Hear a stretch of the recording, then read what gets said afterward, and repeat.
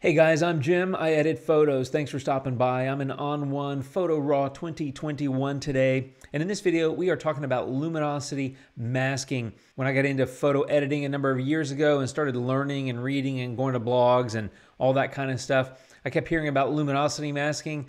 And honestly, I was kind of scared of it. I was like, what the heck is that? It sounds crazy. It sounds technical. It sounds like overwhelming. And it's not really. It's quite simple, to be honest. And On1 Photo Raw makes it really easy. Let me show you. So I've got a photo here, and before I get started, I want to tell you, if you're not familiar with luminosity masks, they're basically just masks based on light values. And so it allows you to separate, based on tonal values in the photo, the brighter parts from the darker parts and apply an edit to one or the other, things like that. So what it really does is simplify your editing, give you more control, and it also allows you to subtly add effects to a photo. So let's get started. I've done nothing to this photo. This is just a JPEG, and I'm going to just play with the sunset and show you how it works. So add filter and tone enhancer. And the first thing I want to do is bump up the exposure a little bit. I'm also going to add a little bit of contrast, maybe something like that. I don't know. I'm just kind of playing around here. Maybe bump the shadows a tad, maybe bump the whites a little bit. Maybe do a little bit more exposure, something like that. And so this is affecting the entire photo, and that's where luminosity masking comes in. I don't want it to affect the entire photo. I want to leave the sky the way it was. Let me show you the way it was. That was the sky. I want to leave it like that for now. The foreground was too dark, and so I wanted to brighten it and do some things to it. So what I'm going to do is I'm going to click on the masking menu, and then you've got this button here called Lumen, and that will automatically create the luminosity mask. So one click, and you've got a luminosity mask.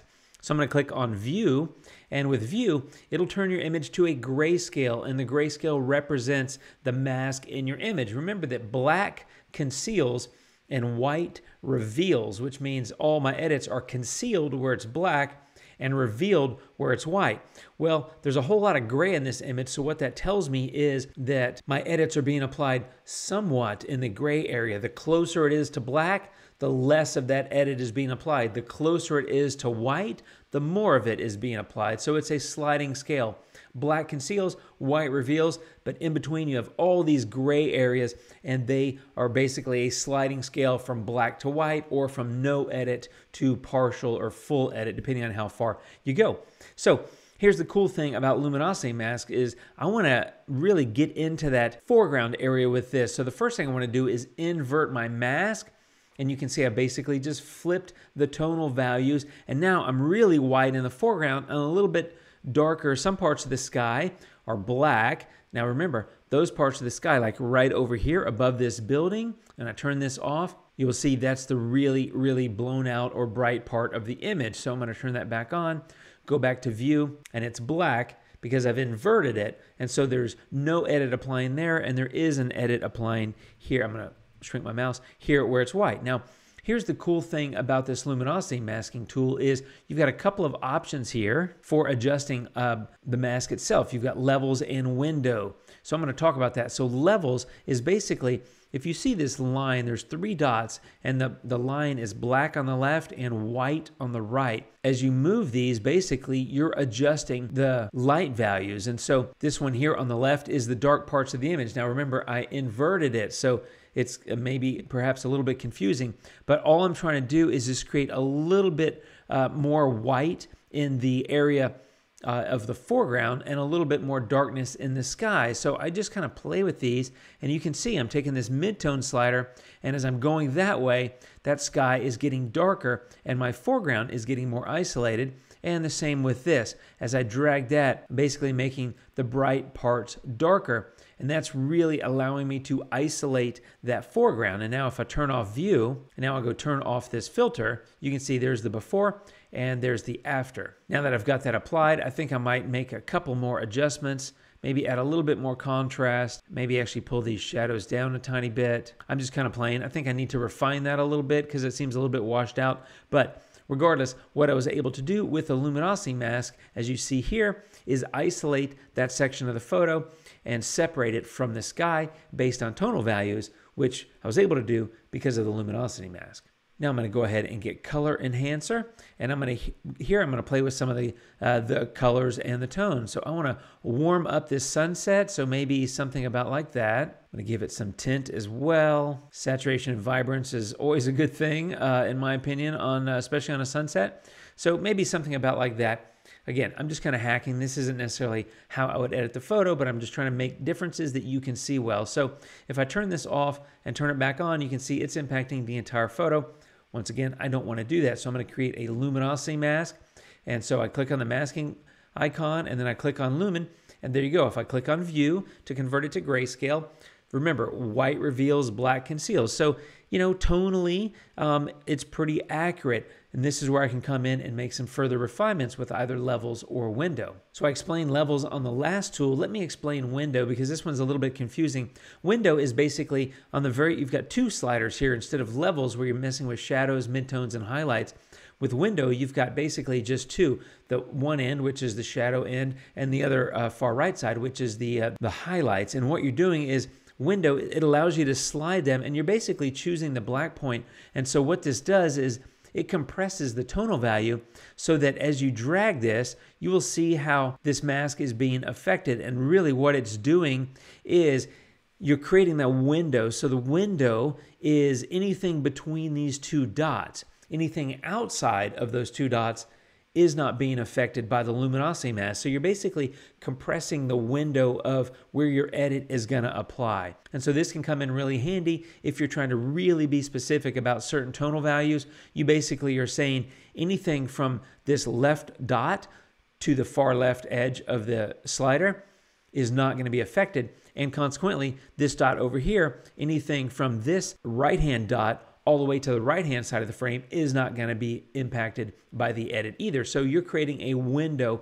where you're basically isolating parts of the image. Hope that helps explain that one. So having said that, I'm going to go ahead, I'm going to leave window up a little bit here, and then I'm going to go up here to levels, and all I'm trying to do is get a little bit more stuff in the sky and just try to isolate that a little bit better. And I think the water in the top of the building, I think that looks fine. So if I turn this off, now you can see the color enhancer is mostly impacting the sky. So let me turn this filter off. There it is before. If you look at the sky and after, there it is. You can see one more time off, no impact in the sky, and on, it is impacting the sky. So with the luminosity mask and then the various levels and window slider, I was able to more specifically target the sky itself without impacting much of the rest of the image. Okay, I'm going to get another tool while I'm at it. I'm going to go ahead and get HDR look, and I'm just going to apply a little bit of that to this foreground. I'm going to add some clarity, and I want a little crunch in that beach. I want a little crunch in those buildings, but I don't want it in the sky. So I can come down here to Tone Enhancer where I've already isolated that, and I'm just going to click Copy, and then I'm going to go back up here to HDR Look, open the masking window, and click Paste. So now if I click View, you can see, once again, black conceals, white reveals. So this HDR look is being applied or revealed where you see the white in the image. So if I turn this off, there it is before, and here it is back on after. And so you can copy and paste these masks from tool to tool as long as you're on the same image. And one more tool or filter just for fun. I'm going to get the photo filter, and I'm going to click this 85, which gives it a nice warm feel, but too warm in the foreground for me. So once again, a luminosity mask, click lumen, and I mostly want it in the sky, and I think that's done a fantastic job. Once again, click on view, and maybe I'll mess with levels a little bit, and maybe mess a little bit with the midtones. Now again, I could have copied the color enhancer that I applied to the sky. I'm just adjusting it, making it a little bit different here just for demo purposes. But there you go. Again, white reveals, black conceals, and gray is kind of in between, as I said. So I'm getting partial adjustment where it's gray, full adjustment where it's white, and no adjustment whatsoever where it's black. So my luminosity mask has quickly allowed me to isolate that sky. And if I turn that off and turn off the filter, you can see the sky. There it is before, a bit bluer, and after, it's got a bit more of that warmth to it. And again, quick and easy because of the luminosity mask and the ability to move levels or window and make those adjustments. Just allowed me to come in and do a quick, accurate masking job on this photo, separating the dark and the light tones and adjusting each of them separately based on my taste. So hopefully that gives you a good idea of what a luminosity mask is, how it works, and also how you can use levels and window to further refine and adjust that luminosity mask in your photo. Now for this photo, let me just show you the before and after. There it is before.